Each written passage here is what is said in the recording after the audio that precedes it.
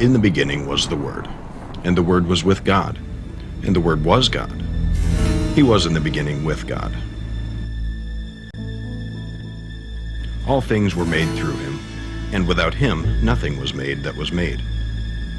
In him was life, and the life was the light of men. And the light shines in the darkness, and the darkness did not comprehend it. He was in the world, and the world was made through him, and the world did not know him. He came to his own, and his own did not receive him. Majesty! Your Majesty! Throne, eh? Now he's the...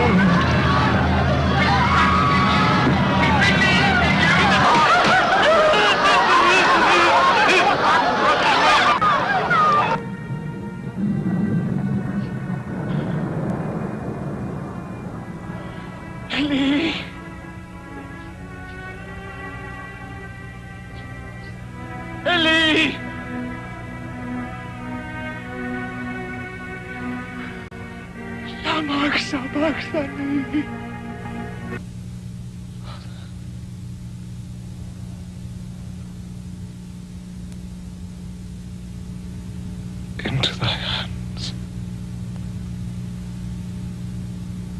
I commit my spirit. It is accomplished.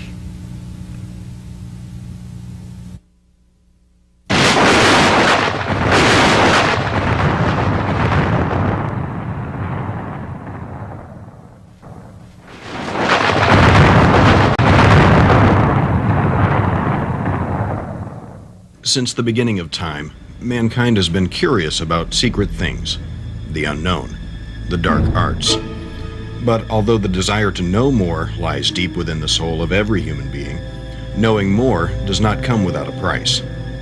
It is that desire that gives place to the greatest discoveries and opens the door to the greatest deceptions.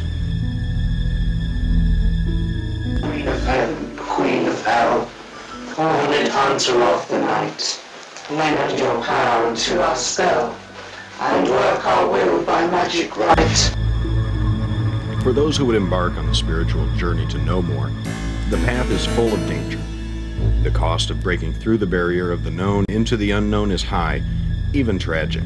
The incentive for those willing to take the risk to explore the mysteries of the kingdom of darkness is the desire for immortality, the promise of power, power to determine their own destiny, and control over those who would present a threat to that power. The clash and conflict for power, the insatiable lust for more, and the utter, inexpressible evil disregard for human life has left a trail of bloodshed and plundering throughout history. The pain and chaos continues with the desensitization to danger and the glamorization of evil. The news has left us calloused, while Hollywood entertains us with horror until it becomes nothing unusual. Is there a supernatural power behind the craving for power? Is there a systematic and deliberate plot, a diabolical force behind the mayhem and pain? Is there a general reorientation and repackaging of darkness that presents it as normal and appealing? You look nothing like the devil. Oh, really? I suppose I could have gone this way. But it's so trick-or-treat. It's true! Could it be that this assault and injury against the human race is more than just a coincidence, an accident, a random act of violence, as we would wish to believe? Is it an alien force that threatens us, or does he dwell in the midst of us? Could it be that the God of this age has come to claim his own through an internal and external human takeover? For we do not wrestle against flesh and blood, but against principalities, against powers, against the rulers of the darkness of this age, against spiritual hosts of wickedness in the heavenly places. Who are these powers and principalities and rulers of the darkness who seem to be arranged in some sort of hierarchy or order that wage war against the inhabitants of Earth. Is there one who rules over this system? Is there a personification of power, a form that defines the forces that seek, through seduction and allurement, to persuade us? Is there an embodiment of evil that dwells in the midst of us who works to deceive us with his familiarity? Is he a myth, a legend, a lie, a fantasy, a cultural representation of darkness? Or is he real? According to George Barna, in a poll taken just last year, 60% of non-Christian Americans believe that the devil, or Satan, is not a living being but a symbol of evil. 45% of Americans, professing to be born-again Christians, do not believe the devil is real. And we've got some young people here who are willing to talk to us about their opinions about who's the devil. How does he relate today? Is he real? Is he a figment of people's imagination? And we're just going to have a free discussion. We're going to let you in on it, so here goes. Okay, let's take some names here. Who wants to go first? How about you, sir? All right. What's your opinion of the devil? Your name, your opinion, what's going on with you? Well, my name is Nick, and devil, I don't believe I've ever met him. Okay. If I did, I don't think he'd reveal that to me. Yeah. So I don't know if he's real or not. okay. You've never He or encountered. she. He or she. Okay. How about you, Katie? Just from what I've learned in, like, what's it called, Sunday school? Oh, I never been there. I did, Can you come a little closer? I guess the devil's like the antithesis of God. It's a fallen angel. Who's he to you? Have you got any opinion yourself? I haven't really thought about it. Okay. Never been an issue in my life. How about you, Kristen? I think the devil is very real. I think inside us we have God and the devil playing out the forces of good and evil. And Satanism is basically bringing out the devil inside of you. Your shirt. Tell me about your jewelry, your shirt, how you dress. Why do you dress that way? Yeah, this is the symbol of Baphomet, the goat head, the satanic symbol. I have it on a necklace too, and an inverted cross. Why do you wear it? Well, I mean, I feel really comfortable about coming out and showing people who I am and what my beliefs are, and you know, I just feel that that's the way I want to express myself. So would you say the devil is a real being? Or Yeah. Okay. Yeah, I feel God and the devil are real beings, and that you also have them inside of you as well, working through you. I believe they're real beings as well as forces inside a person. So have you ever had that force inside of you? I felt it a couple times. I don't know, a lot of people don't believe that. They believe in like miracles and like experiencing Jesus or seeing Jesus or whatever coming to them and performing miracles. I think it goes the same way with the devil. I think you can witness things where it's not like you physically see him and he's physically talking to you, but you can feel his presence and feel that he's working through you just like you can with God. How does it feel when he's working? It's just, you just feel the energy. So do you worship the devil? I participate in some of the satanic rituals, but mostly they're just to bring out the devil within you. They're not really getting down on your knees and worshiping like you do God. Have any of the rest of you ever had any of that kind of experience? Yeah. But I think what I learned from it was it had the same fallacies that religion ever held. It was inconsequential to the human need to understand. I think more than anything, it probably just produced a lot more confusion inside of people than anything else. So do you believe that there is a devil? And if you do, how would you describe it? I would describe the devil as your best friend. I would say that he's the guy that'll always be there when you need him. Given the disparity of opinion on the true nature and intention of this force, and the diversity of descriptions regarding his identity, it would be no wonder that there are differences of opinion regarding his very existence. Would it not appear that the tried and true strategy to divide and conquer has been executed brilliantly? After all, would it not be to his advantage to persuade those he is trying to deceive into denying his very existence and conceal his true identity under the guise of the familiar and acceptable? The more we see of him, the less we are shocked by him. So who is the devil? Is he real? If he is, who created him? Can his power be destroyed? If it can, how? When? Where? He has come to us using many names: Satan, Lucifer, the devil, Apollyon, Abaddon, Belial, Beelzebub, and he has just as many titles: the accuser, the god of this world, the tamper, the angel of light, the prince of the power of the air, the evil one, the prince of darkness. The word devil comes from the Greek word diabolos, which means slanderer, or one who accuses another. The word Satan comes from the Greek word satanas, which means the adversary, one who lies in wait for another or sets himself in opposition to another. These names illustrate two aspects of the creature's true character and method of operation. Satan became God's adversary and the enemy of creation in the garden when he came to tempt mankind to believe false accusations and allegations about God. Who are you carrying all those bricks for, anyway? God? Is that it? God? Well, I tell you, let me give you a little inside information about God. He sets the rules in opposition. It's the goof of all time. Look, but don't touch. Originally designated as the worship leader of heaven, Satan was designed and designated to lead worship, not be worshiped. When he decided to become the object of worship, he rebelled against God and the 2/3 of the angels who had remained loyal to God. It was curiosity that drew Eve to eat of the forbidden tree, the tree of the knowledge of good and evil. Disguised as a serpent, the accuser used Eve's innate innocence and ignorance of evil to entice her. Using her curiosity, he seduced her into disobeying God simply by planting a question in her mind. Is God good, or is he keeping something from you, something that will make you more like him? Did God really say, you must not eat from any tree in the garden? For God knows that when you eat of it, your eyes will be opened, and you will be like God, knowing good and evil. The devil is described in Scripture as the accuser of the brethren.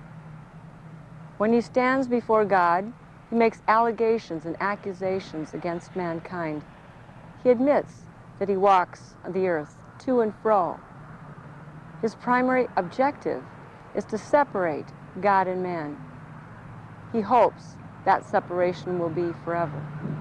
According to Christian and Jewish faith, Satan was a created being made by God. He now operates as an angel of light. As a matter of fact, his name, Lucifer, means light. In his original beauty, he stood at the zenith of God's creatures. The book of Ezekiel gives a very poetic description of that beauty. You were the model of perfection, full of wisdom and perfect in beauty. You were in Eden, the garden of God. Every precious stone adorned you: ruby, topaz and emerald, chrysolite, onyx, jasper, sapphire, turquoise and beryl. Your settings and mountings were made of gold. On the day you were created, they were prepared. You were anointed as the guardian cherub, for so I ordained you. You were on the holy mount of God. You walked among the fiery stones. You were blameless in your ways from the day you were created, until wickedness was found in you. Lucifer was not satisfied. He wanted more. Ezekiel goes on to say that Lucifer became vain. His vanity corrupted his wisdom and his nature. He became filled with violence within and sinned. Lucifer convinced 1/3 of the angels to join him in revolting against God. He desired to usurp God's authority and rule the universe himself. The prophet Isaiah wrote, "How you are fallen from heaven, O Lucifer, son of the morning. For you have said in your heart, I will ascend into heaven. I will exalt my throne above the stars of God. I will also sit on the mount of the congregation, on the farthest sides of the north. I will ascend above the heights of the clouds. I will be like the Most High." Though Lucifer failed in his attempt to rule the universe in God's place, He nevertheless continues to build his kingdom on earth in an attempt to thwart God's plan for mankind. Through lies, confusion, and division, the devil camouflages his evil intentions by clouding the reality of certain ideas, beliefs, concepts, customs, rituals, and religions, making them appealing and acceptable. He is a master strategist in creating illusions. He comes as a friend, a benefactor. Well, I think I first got involved with, it started with just kind of like a fascination with the occult and the mystery around it. I think the real involvement started with Ouija boards. Yeah, but when I got older and I started searching for answers to life's questions, I turned to the devil. I think I was just kind of searching maybe for the meaning of life or why I exist, you know. It was probably more like he found me because he saw me searching and looking for answers. Satan now comes as an angel of light, transforming, concealing his true identity. He does not come with a tail and horns and a pitchfork. Rather, he comes as intense fear or thrilling horror or a promise of power or position. He comes with gifts, with wealth, with promises of safety. He comes as the subtle suggestion within, enticing and alluring men into believing him, coming to him without resistance. Are you kidding? I have to give you my soul? After you've had your wishes, of course. But it's my soul. What's the big deal? Have you ever seen your soul? Do you even know what it is? Of course, it's the thing that Has yours done anything for you so far? No, it's like your appendix. You'll never even miss it. Hey, yeah, well, if it's so useless, then how come you want it so much? Jesus described him as a liar. He was a murderer from the beginning. He's a thief and a robber who comes to steal, kill, and destroy. His intention is clear and unchanging. He desires the ultimate annihilation of mankind. His web of evil ensnares the world and its unsuspecting inhabitants in an insidious and deliberate scheme. He has devised a strategy and set up a system of pain and destruction to operate in every sector of human endeavor and experience. Satan's strategy especially targets critical areas of human life and development, such as worship, communications, relationships, resources, systems, and functions. Worship is the ultimate indicator of love and power, and as such, is an integral part of Lucifer's motivation. Originally designed as the worship leader of heaven, Lucifer was created for worship, not to be worshipped.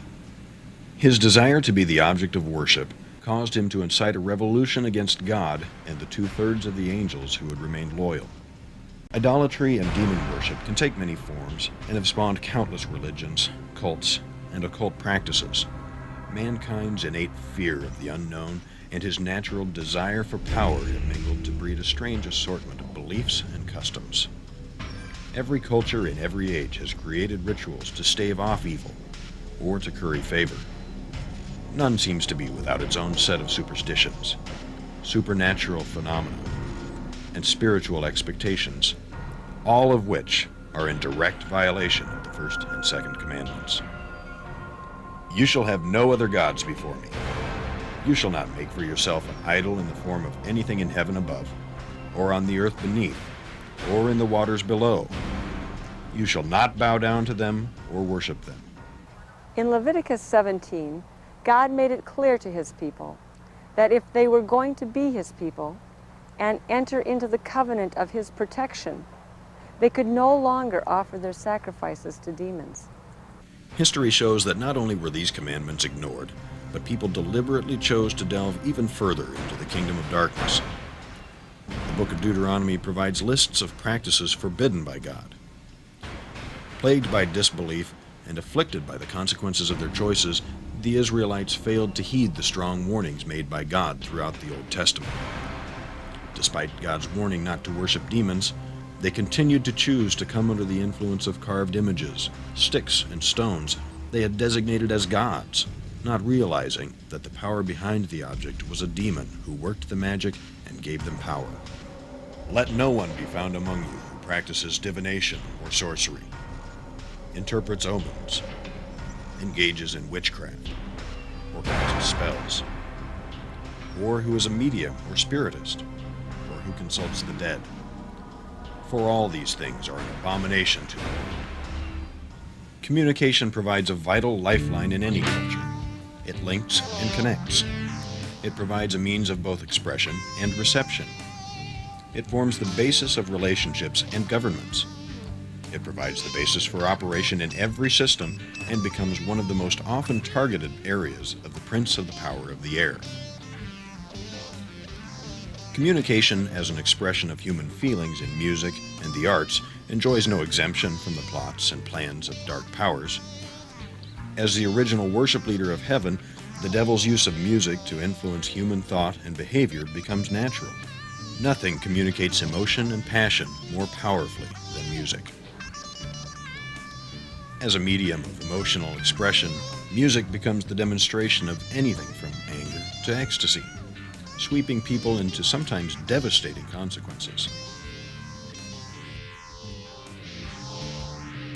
It becomes clear that vanity and image are still exalted as everything. His decision to rebel against God was rooted in his self-deification. The elements of rebellion and vanity and lust permeate every expression that proceeds from him. As God has called us to be created in his image, Satan's efforts to recreate man in his become of paramount interest. Combining beautiful images with the power of music via technology and the media, the prince of the power of the air manipulates the world with a seductive influence using sights and sounds. The devil creates a sensual, synthetic world of artificial reality that heightens discontent and creates a greater desire for the things he so wants to supply.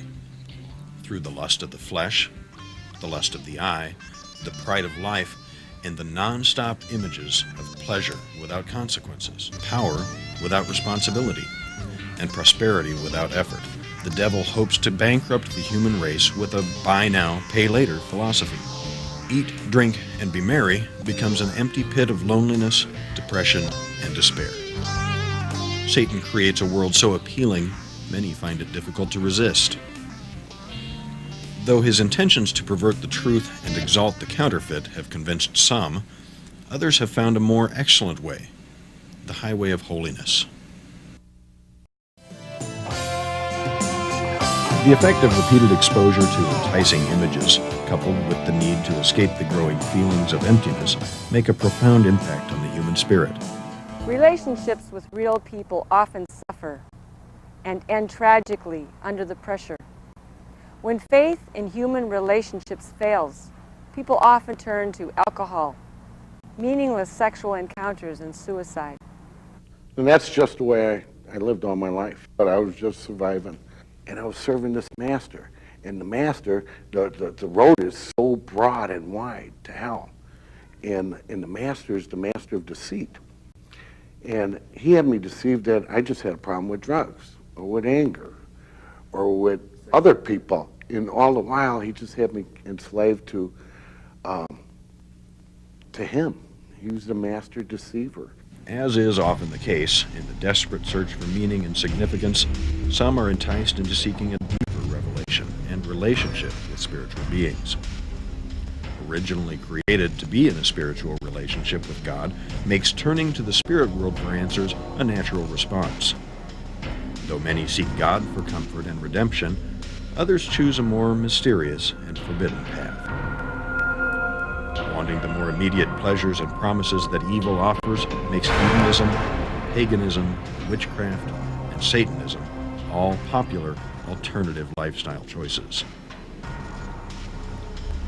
Accessing the spiritual world can take many avenues and can begin as easily as going to a movie or reading a book. The dangers of darkness, though not always readily apparent, are nonetheless real. Those who enter such relationships do so at great peril to their own souls. Some make a deliberate choice to follow the devil, professing their intentions openly. It wasn't uncommon for people to be inducted by scarification at all. What'd you call it? Scarification? Scarification. I was part of the group that would watch the head priest do the sacrificing. And the thing that made me freak out about the whole deal is when they actually did a human sacrificial. You actually saw that? Yeah. And what they did is, if you guys don't mind me getting into detail about it, I could get a little bit of trouble for this too. What went on is they laid down a black silk sheet that had a pentagram painted on it, and they laid black candles around in each corner.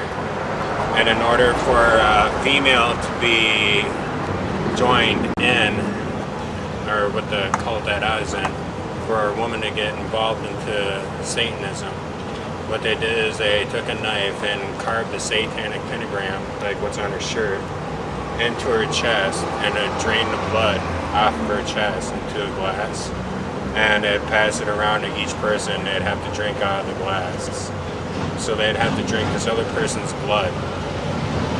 And then that girl was a member of the satanic cult. Did you actually see a human being sacrifice them? Yeah, that's what scared the hell out of me, and that's why I decided to quit it. It's on end where I'd hear the voices of small children screaming when I close my eyes at night to go to sleep. And also, I'd like walk around, and from leaving the satanic cult, there's been forces that actually threw me against walls. And I went to church one day to free myself from it. My arm literally busted open in the spot. I got a little bit of a scar to prove it. It's like right there. And my arm started gushing blood out. I mean, I would not want to see anything like that happen to you. So I would suggest giving it some deep thought. I mean, it's nothing to mess around with. It's get in touch with the dark side of the world. And a lot of people think, well, demons ain't really all that real. But what I saw... What did you see? I was laying down one night and I heard something rattling underneath this little bamboo bench that I had. And I looked underneath there and I just like heard something like laugh with like a demonic growl. And it laughed and I heard something scurry across the floor. And the next day I was cooking some breakfast and I saw a tail that was probably about like that around, that had no hair on it. It was all skin and veins. And I saw that and I was thinking, well, that's just a snake. But then again, after that, I heard the same thing rattle, like some like rattling up against something, and I heard that little laugh. And that's when I realized that I opened up some doors that were not supposed to be there. Pulled in by the congenial, self-serving presentation of dark powers, they make their initial efforts through portals of light. The incentive to connect with darkness is enhanced by the thrill of horror, or the internalization of power and the feelings of being in control. Casting spells and mixing potions to manipulate others makes the practice of witchcraft both fun and appealing. They actively seek out a relationship with Satan for assistance and guidance. And I wanted to have my own, power and to go straight to the man they're worshiping anyway, Satan. Yeah, I guess it just started with like different chants and stuff. I guess I got kind of greedy, and I just started commanding these spirits to do what I wanted them to do. And it appeared to me like they were doing it, because I'd see my friends manifest all around me. Well, I was walking to work one day. I was supposed to fill in for my dad while he was at work. And I looked across the street, and I looked through the window, and he was in the store talking to this man. And instantly, I just felt fear just move through my body, just instant fear. And I looked at his face, and it was his body, but his face was the face of this demon. It had these short, stubby horns, and this kind of green leatherish face kind of went down and kind of pointed. And it was looking right at me, and I kind of went insane after I saw it. And I think something got inside me because I kind of just completely lost control of my life. I felt like I was kind of just trapped inside. Like I knew what was kind of going on, but I was kind of helpless to do anything about it. It wasn't like they were telling me what to do, they were doing it through me.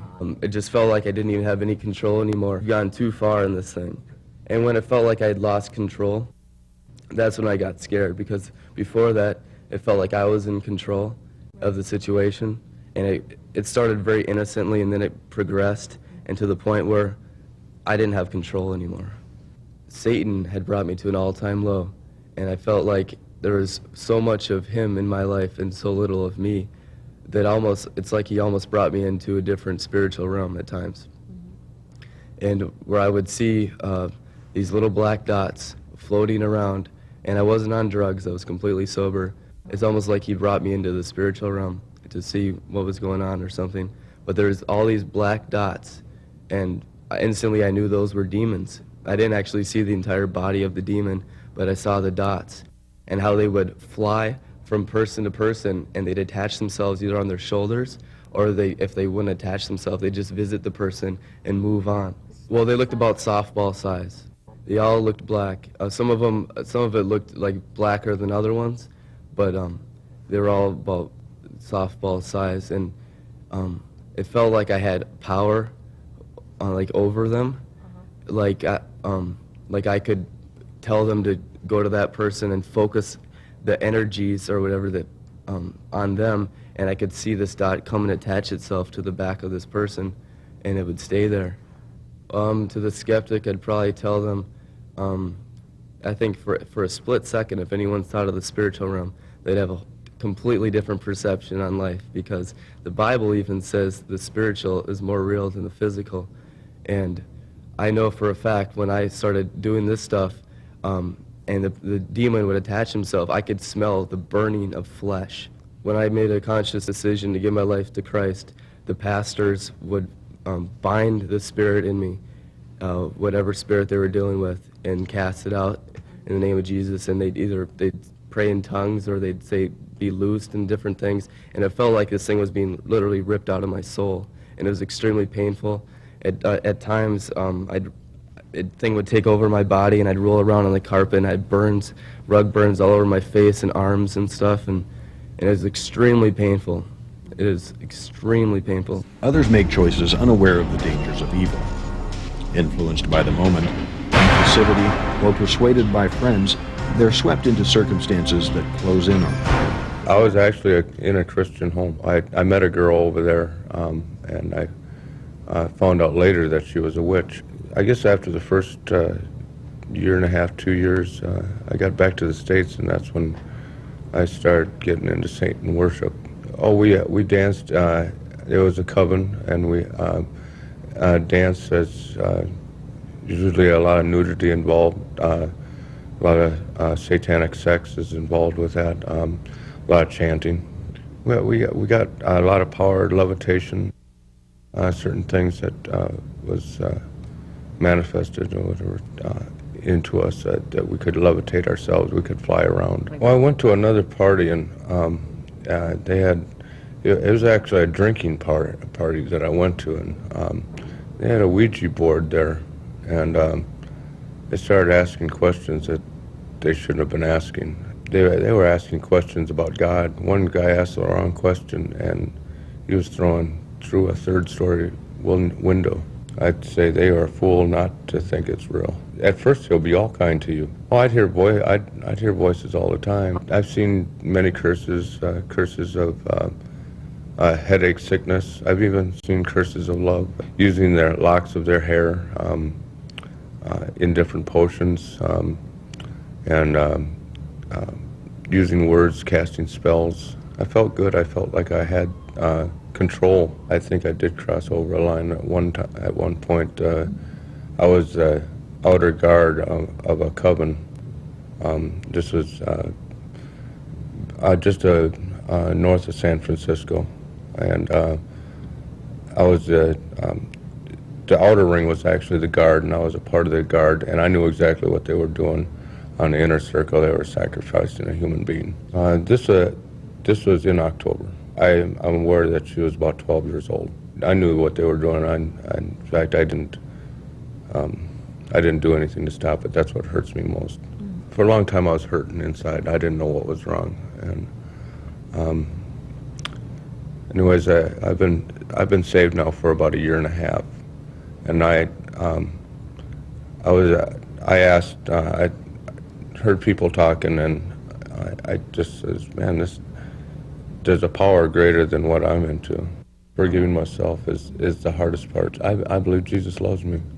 Seeking an escape from boredom or desiring to belong, many become part of the plot, never realizing themselves to be the prey. Although some people stumble into the devil's dark kingdom unknowingly, others are simply born into it. And when I grew up, they were kind of like my role models.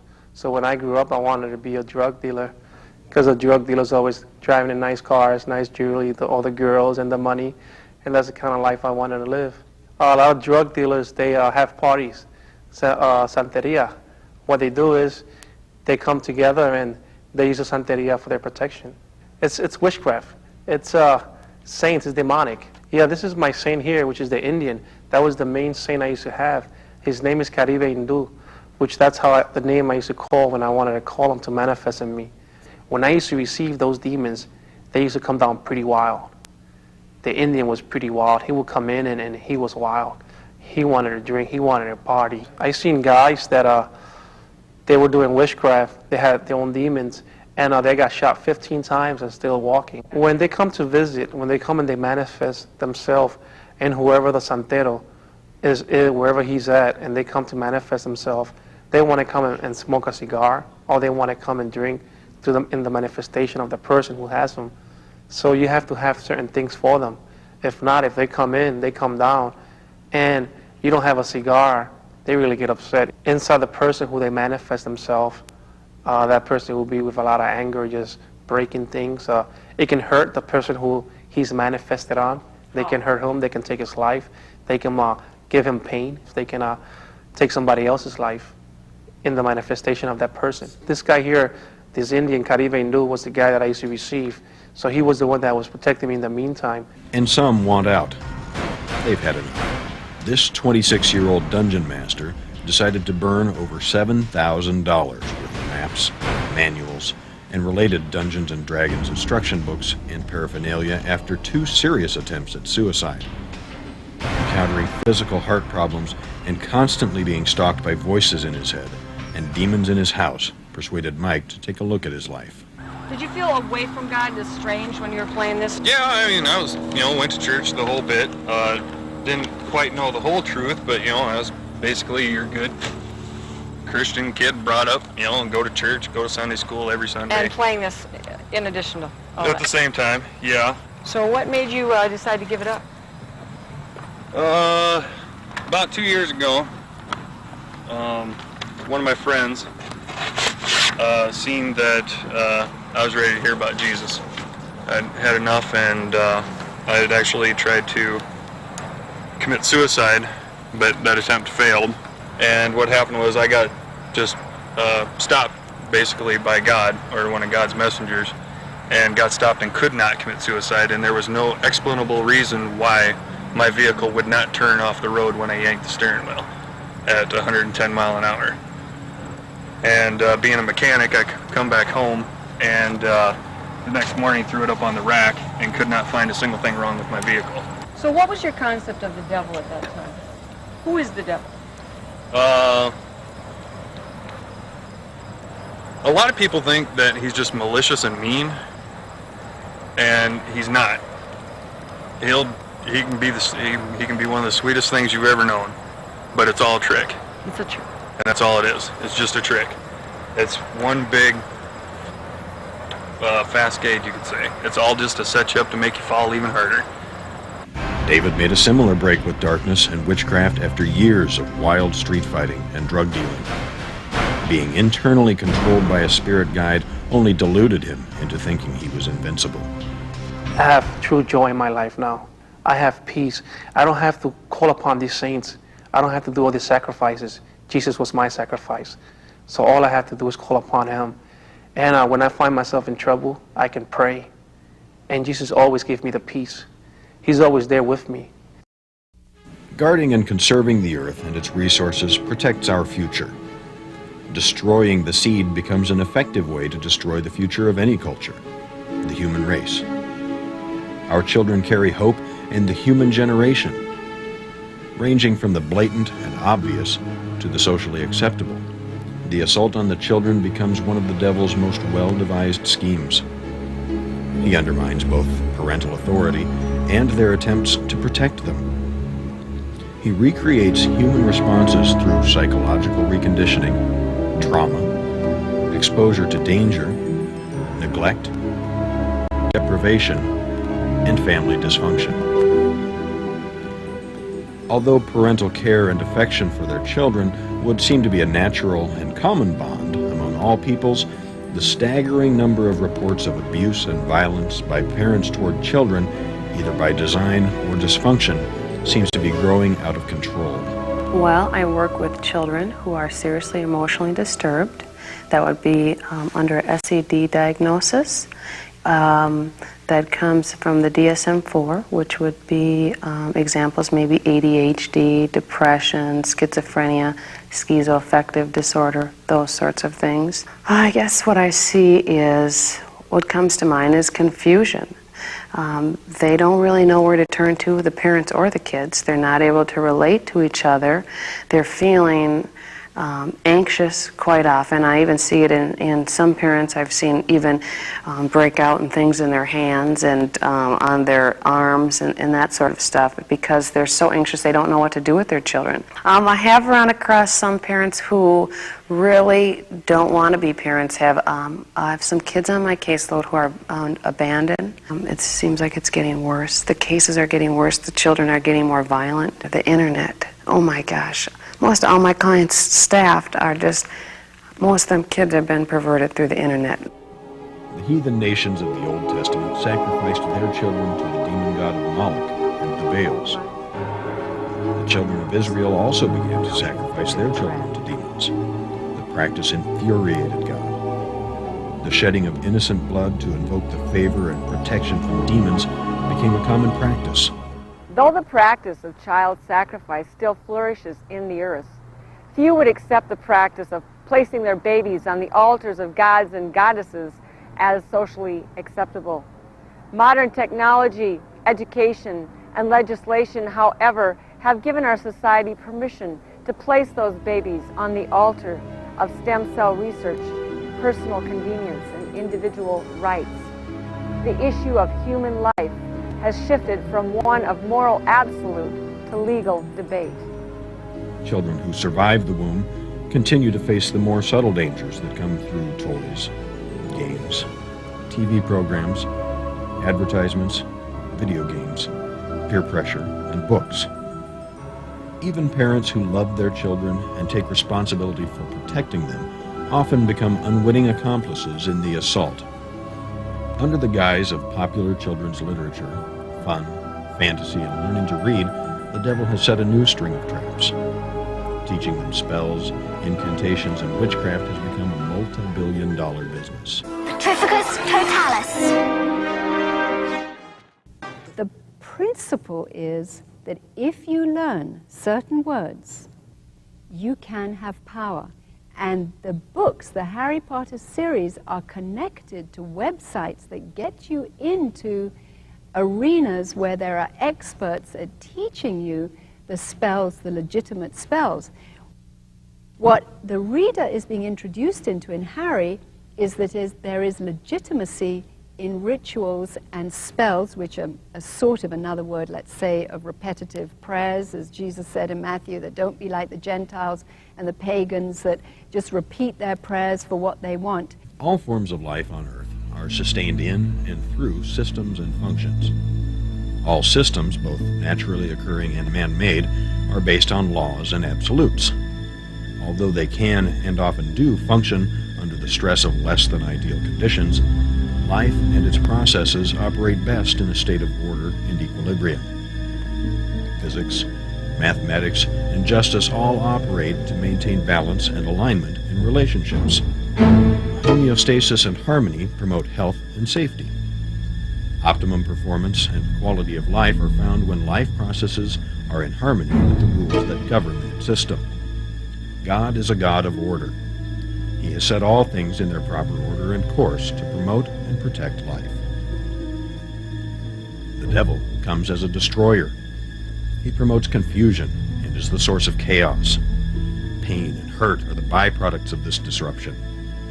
That dysfunction can manifest in the human body as disease or in society as rebellion. It comes to corrupt the flow of life and withhold those things necessary to its continuance. disruption and breakdown of systems and functioning of those systems in individuals, families, and governments all bring imbalance and separation. The loss of balance takes away peace and promotes anger and anxiety. True to his nature, the devil delights in creating havoc in God's creation through illness, disease, depression, and failure. He promotes lies and discord within families, unleashing strife among people and war between nations. He perverts justice and tampers with the foundation stones of nature itself, influencing individuals to follow him. Why? What are the devil's intentions? Is it his destiny and final call to rule the world and gather the souls of men?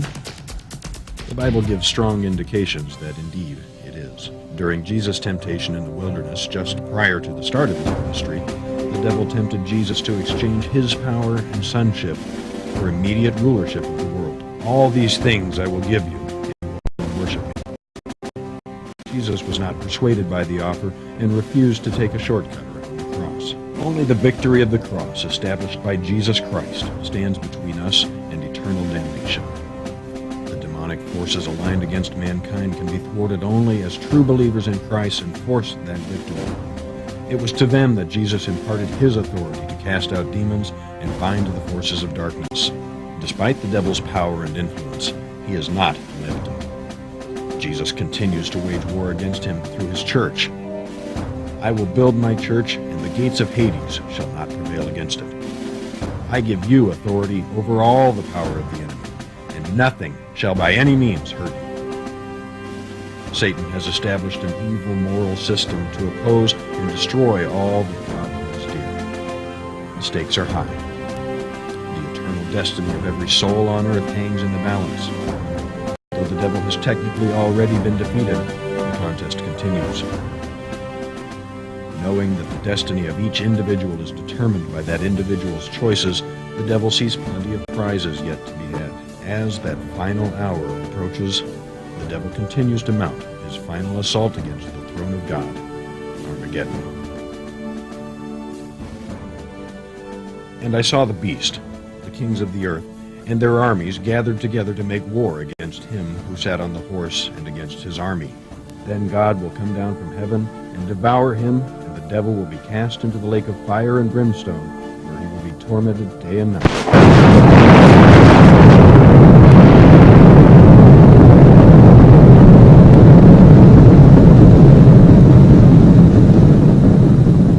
Out of the rubble of human systems, the demonic assaults, the desolation of many generations, come the ransom, the redeemed of the Lord, led forth by the Lord God, King of heaven, triumphant.